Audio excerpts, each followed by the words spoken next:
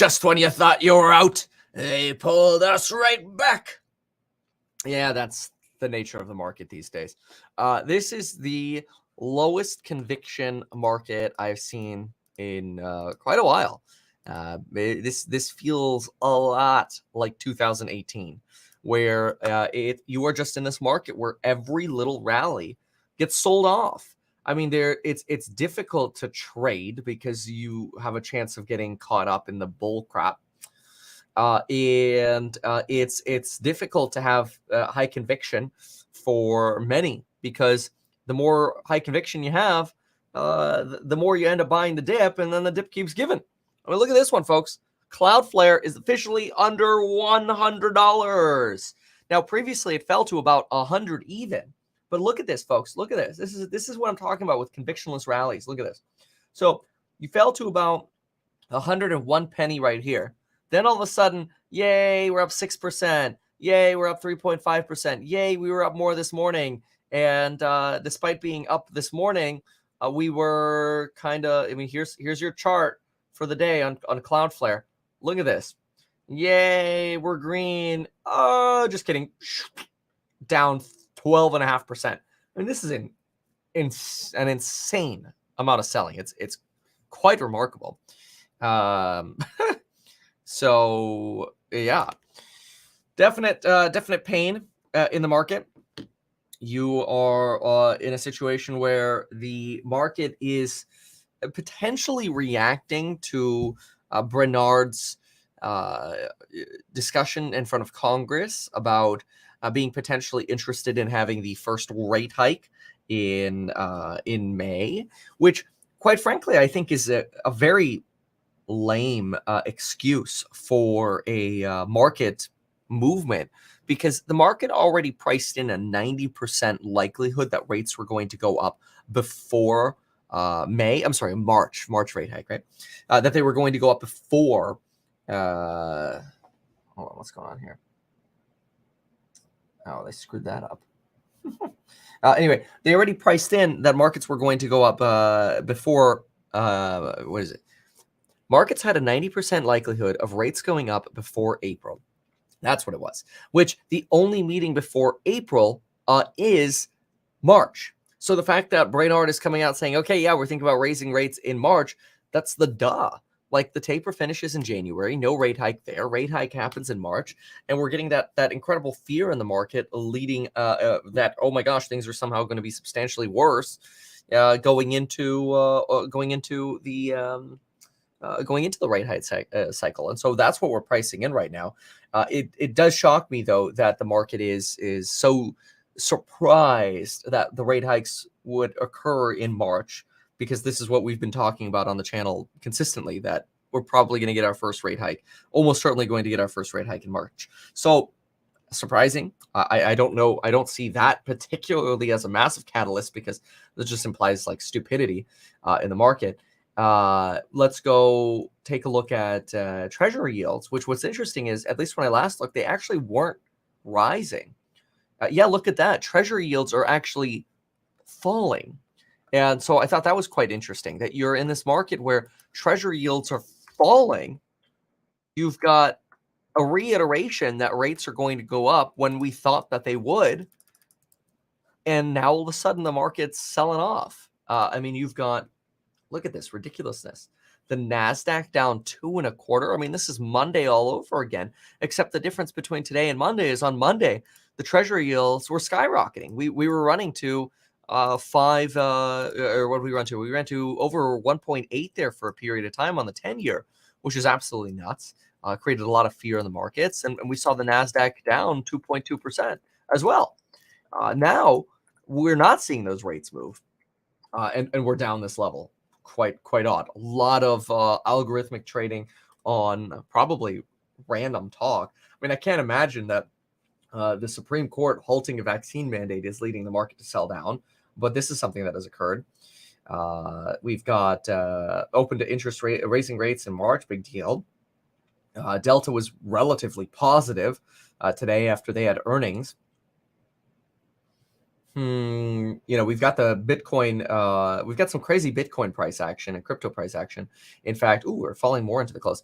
In fact, when we look at BTC this morning, we ran up to 44. Where were we? Ran up to 44.4. Yeah, look at that. Peak was 44.4. This dip was like a 1,500 point dip within 15 minutes. And there's a lot of buying the dip that happened here and made sense. Then we recovered, but then look at that. Then you've continued trending down more to where now we're sitting at 42.5, which if we go to the hour chart is basically just trying to go back to potentially the floors that we've seen over here. Now, I don't think we really have a solid threshold for pricing yet. I mean, even if you tried to set a support here, we'd already be breaking through that. So I think you have weak supports between this territory here and potentially opens up to the idea of getting down to 37.5. But yeah, who knows? Okay, so let's see here.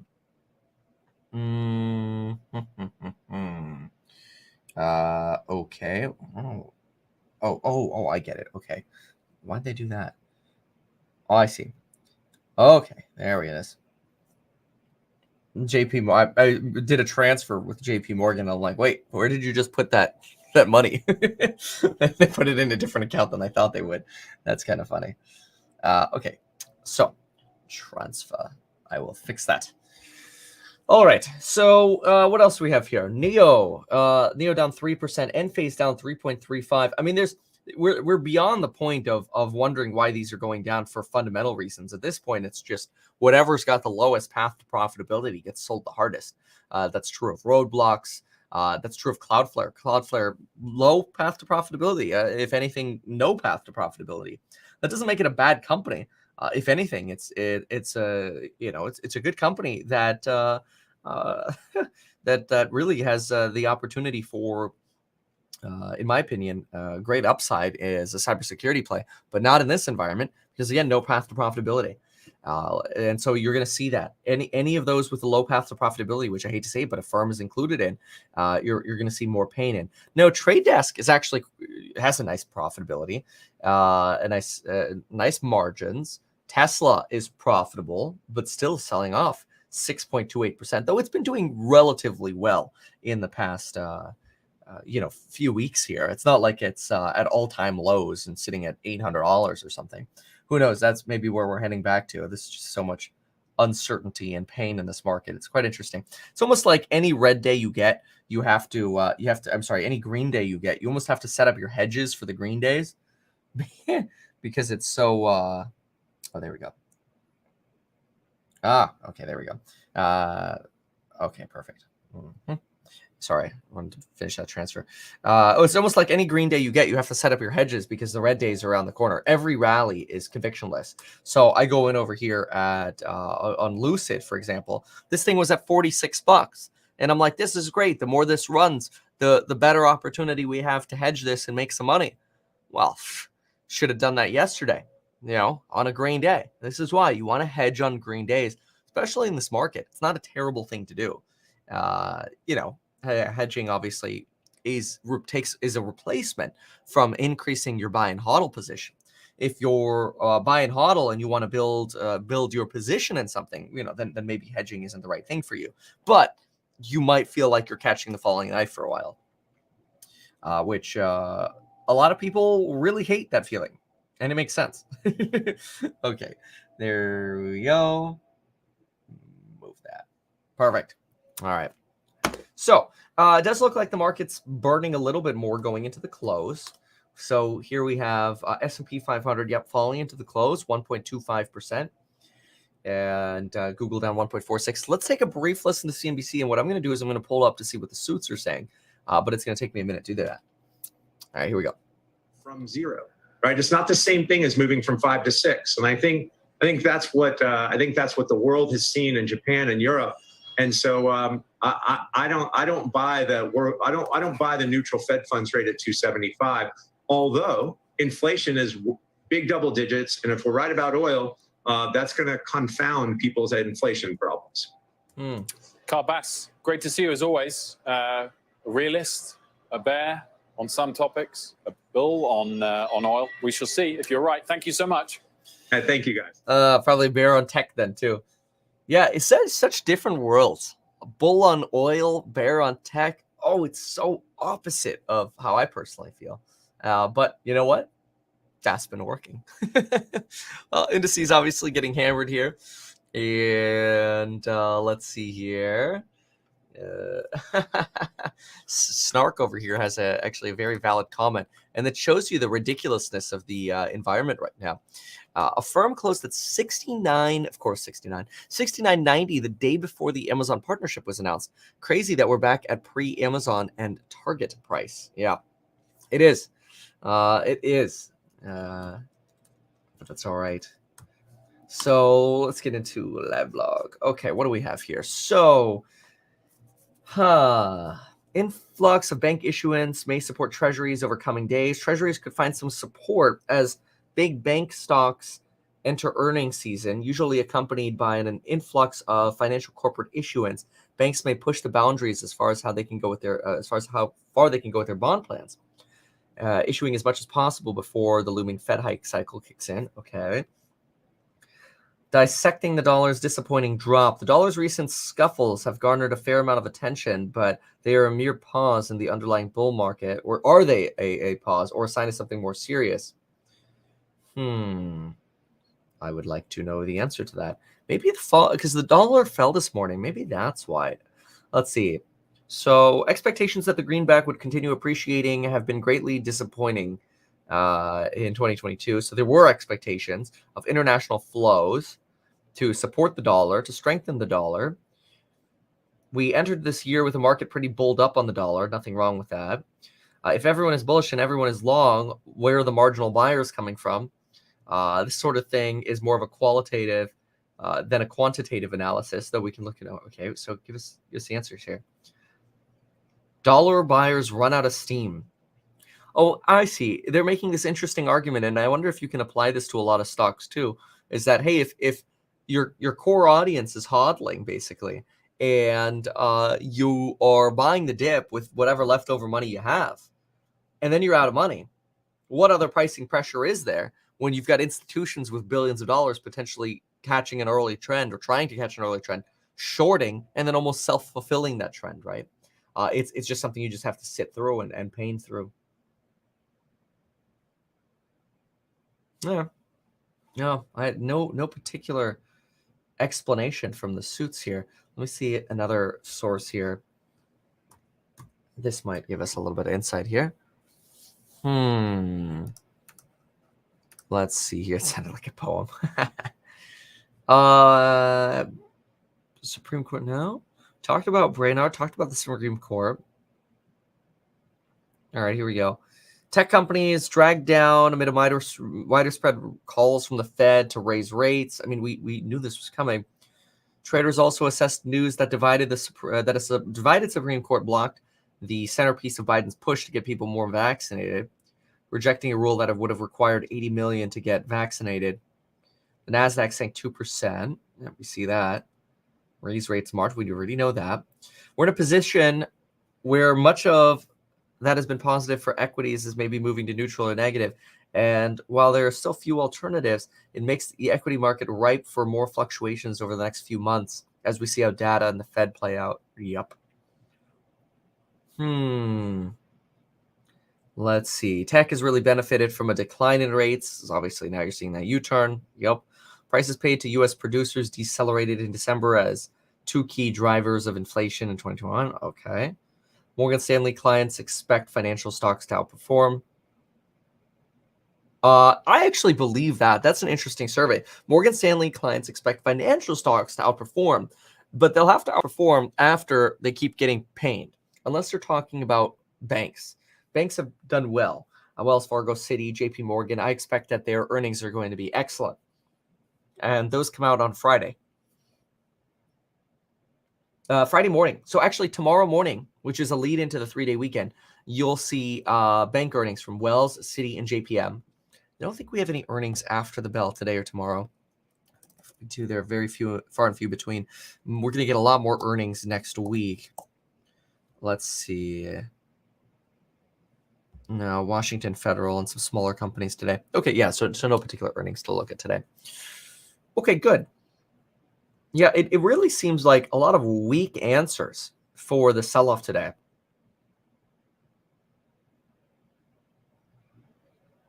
Fear about Omicron maybe triggering the supply chain crisis. I mean, we talked about it. I mean, that as long as we continue to see ceilings in Omicron cases and inflections to the downside, we don't expect disruptions to be too long lasting. Yet still, you're seeing a drawdown of markets. Here you go. Google at its lowest point in the day and dropping down even more right now. Disney, same thing. Oh, Proterra just lost about 2.5% right into the close here. It's actually doing well most of the day, even though other things were rotating. Cloudflare has accelerated its loss, now down at 13.56. Affirm at 8% to the downside, 7.88 on Trade Desk. Tesla 6.7%. Woo! Continuing to burn into the close here. Etsy 6%, ARK 5%, Robinhood 5%. Wow. Nvidia is, where's the darn thing? 265. My goodness. Some recent lows here. And very little green. Even Beyond Meat starting to pull back a little bit. Wow. Let's see. The situation over at the Capitol. No, what's going on? Let's see. I'm curious. You know, last time I heard, did you see the situation at the Capitol? It was January 6th. Then I was live streaming. Let's see. Oh. All right, let me see other questions here. Do we have reason to believe the market will close green tomorrow? You have hope. Hope would be a reason. Oh, nice day to invest in Blend. That's funny. Let's see. If people simply didn't sell, we wouldn't have this problem. Yeah, but people don't have to sell. They could short and hedge, which is obviously a form of selling, but not their underlyings. And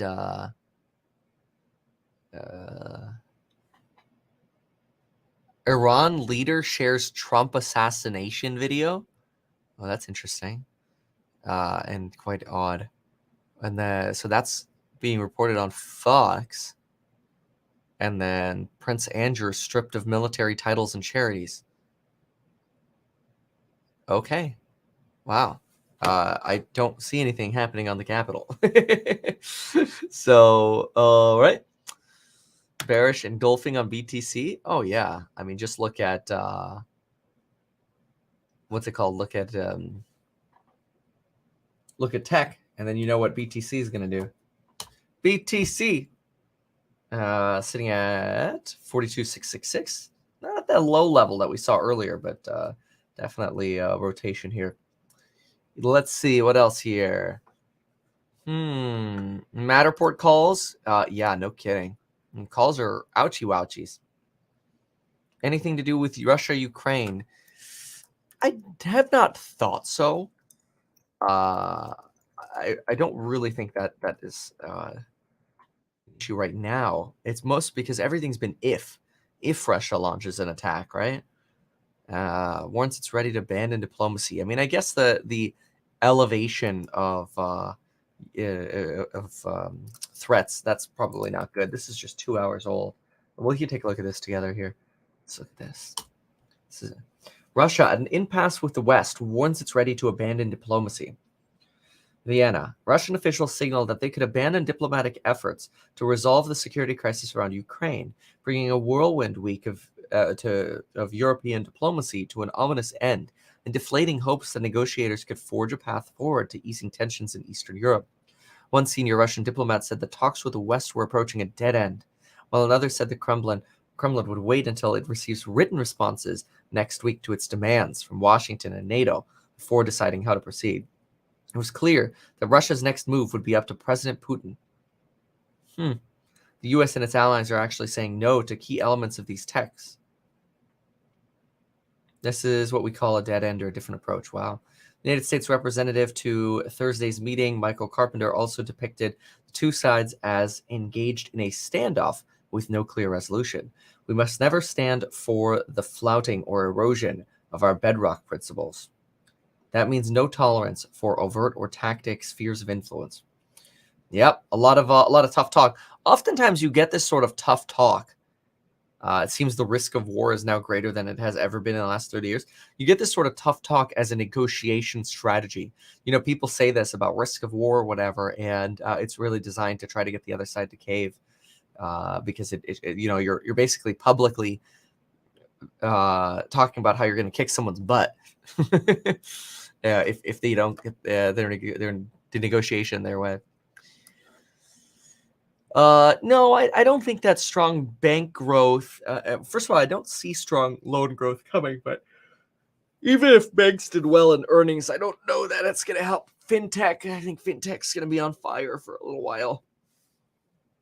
NASDAQ more down now, down 2.62%. More pain. Cloudflare down 13%. Roblox 9.9, Affirm 8.62, Trade Desk 7.96. Wow, that's some juicy pain here. Look at that. Tesla only just showing a tiny little green semblance of hope going into the close as everything just bleeds away. There you go. Tiny little bit of green coming into the end of the day. Same thing here at ARK. What a battering here. Oh, look at Roku. Oh my gosh, Roku went down to 167. I mean, I traded in and out of this one. But golly, that was from like 200 to 230, and then it went to like 210 or something. And I'm like, oh, I'll take the little tendies that there are and put that into something else. But I don't think anybody was expecting it to go down to 167. That's got to be a new low. It is. It is a new low. Look. Yikes. The scary pain. Ho ho ho. Google. All right. Well, there you go. There's your pain in the market. AT&T's up 1%. This is so tentative. Almost nothing's up. I mean, even JPM's down. See, to me, it makes sense to dump like JPM and some of these and go buy some of the discounts. But anyway, lots of discounts to buy right now. So the cool thing too is when this market U-turns, when and if, whenever it does, you probably won't have a lot of sellers when we have a U-turn at these low prices, and the market's likely to move up quickly. But the problem is we've had very many convictionless rallies. Yeah, this is just another one of the losses of conviction. I don't think my birthday hope for the SPY is going to come true with a decline of 1.46% the day after I drew my birthday wish for the S&P 500. It appears not good. All right, let me look at what the suits are saying here. Thoughts on hydrogen for heavy industries, maybe in 2030. I'm not very optimistic about hydrogen. I mean, look at Plug Power. They were losing money substantially, even up to their Renault partnership for a hydrogen play in France. Français. All right. See if the suits have said anything. Nope. Still the same update we had 20 minutes ago. Well, that's boring.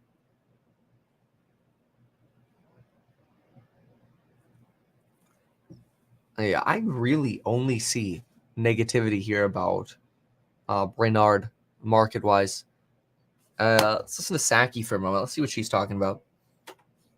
So the president's view is we're going to keep pushing for hard things, and we're going to keep pushing the boulders up the hill to get it done. Just two quick things. The president announced the distribution of high-quality masks earlier today.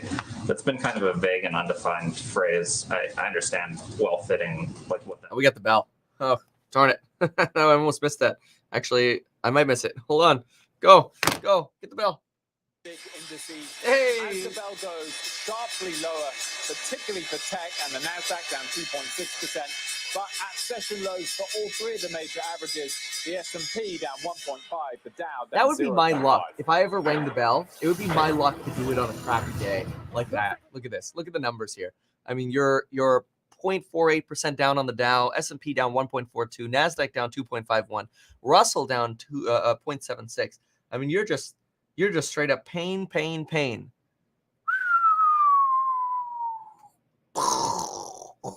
Don't feel good.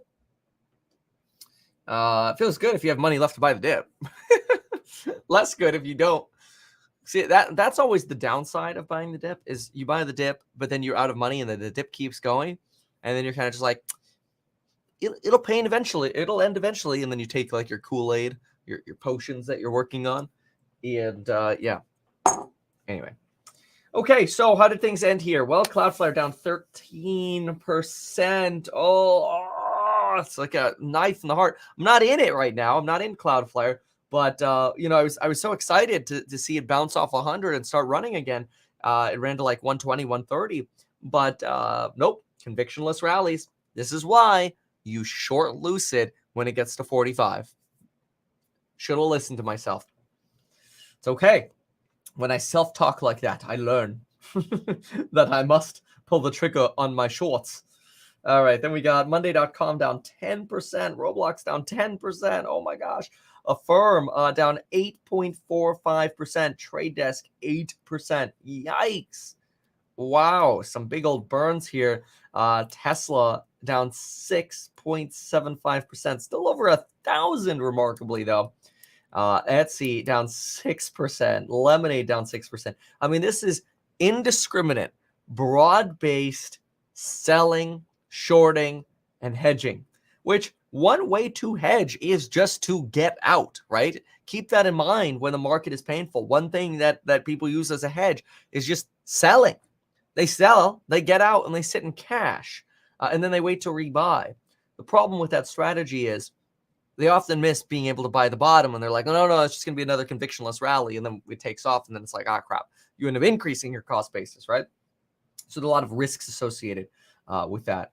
Of course, you could brush up on your TA skills to make sure that you find that U-turn if you're doing that. It's one of the reasons I have not gotten into the small caps yet, because I just have not found confirmation that the small caps are going to take off.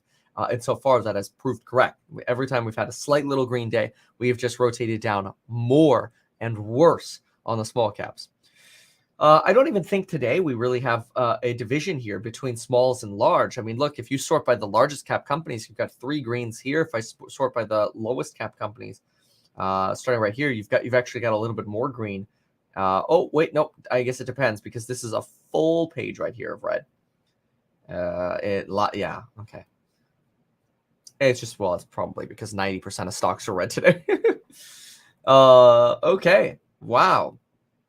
Volatility back to 20.5, up 16%. It's incredible. Not back to that 30 we saw at the beginning of December, though. That was some real pain over there. Carnival, Ford, Delta, Proterra. These guys had some green in the day, but boy, oh boy, you've got you've definitely got a day of red here. So I mean, honestly, other than the Brainard, it does not make sense. I think it's just sort of Brainard maybe either triggering algorithms as possible, triggering this sort of algorithmic selling, because this rate hike again was anticipated. And I really don't think the vaccine mandate, the market cares about it. Especially since, if anything, recovery stocks were doing better. Medevac helicopter flights could be grounded by new 5G rollout. Yeah, that's an interesting thing happening with the chipsets. All right, well, folks, yeah, there you go. Ship congestion is growing. Yeah, this is another bigger fear though. Here is that the half day off in China's market for COVID testing. How much is this going to really back up supply chains and then hurt inflation again? So wildness that we're dealing with. But anyway, folks, thank you very much for joining another market closing live stream. Sheep. Let me see what Sheep doing. Sheep. Yeah, well, similar. This was enthusiasm, I believe, here on Robinhood's listing of Sheep, and yeah, this is just more pain now. Kevin's going to start stacking gold bars. No, I'm not. The time to buy stocks is when there's pain. And das ist what I do. When there is pain, I buy. And I understand the pain could continue. As I remember this in, either the 2018 disaster or March of 2020. I mean, I started buying the dip around March 5th, 6th, and it was just like you were buying. And it literally felt like you were taking your money and throwing it into a fire pit. But those were some of the best purchases I ever made. My pain purchases in 2018. My pain March. Most people didn't actually start buying the dip in 2020 until May, but we had already rotated substantially out of the hole. I was buying in the fire. I was buying in the flames. And historically, that has always done extremely well for a portfolio. It's obviously painful when you're in it, but as long as you maintain your fundamental conviction as to why you're buying, you look at historically what happens in markets like this, what's happening in the inflation market. Watch my inflation video this morning. I think it was a great breakdown on what's actually happening, not this nonsense that's happening in valuations. But anyway, what other thoughts do we have here? Falling knives from March turned into gold. Completely agree. Let's see. Falling knives. I don't think that March of 2021 falling knives turned into turds. I think actually a lot of companies are at similar prices now. I think we just haven't had really appreciation between March and now. Nobody expects the stock market to go up forever. Jake, 2018 was a real bear market, and you could be in a bear market for an extended period of time. That doesn't mean that it's still not an opportunity to buy. I mean, bear markets are when you want to buy in. And I still maintain that I think the odds of recession are quite low. The market is too fundamentally strong for that, or I should say the economy. The economy is very strong. Price pressures are declining. Corporate profits are in insane levels, insanely strong levels. Companies have become so much more efficient at what they're doing. Excuse me, at what they're doing. There's nothing to me that indicates a cause for recession or decline in growth. Mobility data is indicating a slowdown because of Omicron. Now that's fair, right? You look at Google Mobility, for example. I think this was compiled as of Jan 11th. I think this morning I said it was Jan 13th, but it was Jan 11th. Anyway, so you've seen this decline in mobility, but a lot of this is temporary because of Omicron. I suppose if Omicron lasts longer, this decline in mobility could become a little more semi-permanent, which is not so ideal. Personal savings rates has declined, so there's always this potential that your consumer is going to be less strong than it used to be. But that's okay, especially for companies with high margins. Let's see here. Yeah, but even companies making great money are falling, right? So that's worth remembering. Okay. What about after hours? Let's do a quick peek at after hours. What's happening in the after hours? Not much heavily to the downside. If anything, here in the after hours, you got a little bit more enthusiasm coming to like Hut 8 or some of the other smallers that have sold off. Seems a lot of green and flat in the after hours, and red is pretty shallow. That's probably a better case scenario anyway.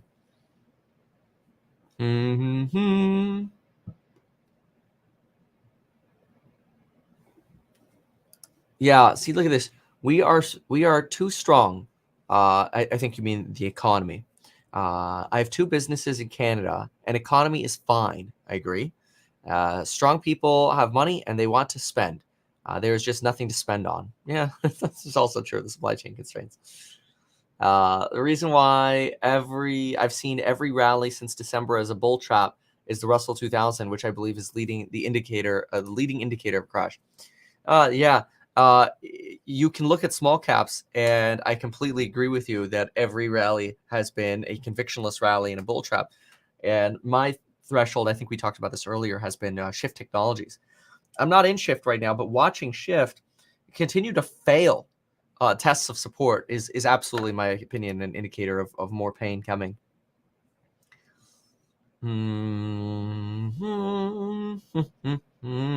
Silver squeeze is real? No. It's always a rationalization people give for commodities continuing to go up, but I think in general commodities trend down in the long term. No, don't worry about it. I understood what you said. Thoughts on inflection? Used cars bullish for shift. Oh yeah, I think it'll give them more inventory and you'll be able to sell more vehicles, but you're not going to see an inflection point in shift technologies until you actually have a larger rotation in small caps. And right now we don't. Right now it's just more pain. When could the market go back to normal? Could be a while. NBC breaking news could be. I've said it before. Between really, once we actually get rates going up, what's NBC saying? I'd like to know what the breaking news is at NBC, but I have no idea. Let's see here. I'm just taking a peek around here. Nope. I'll quickly look.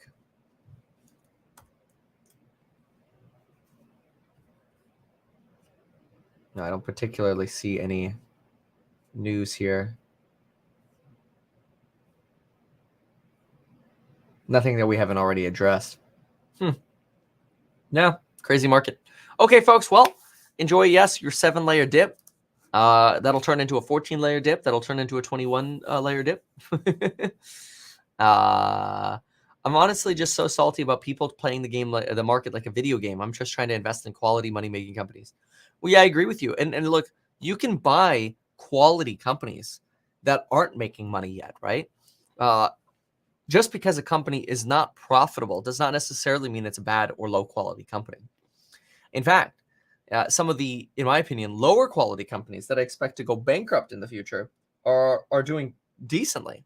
And the high quality companies with high margins and high research and development spend and high growth spend are doing worse, especially in the technology sector. So yeah, always increasing your ownership of quality companies is a great thing and a great strategy. I could not agree more.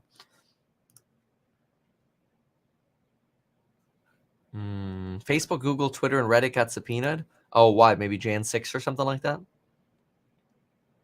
All right. Okay, folks, I got to go. Thank you so much for being here. We'll see you next time.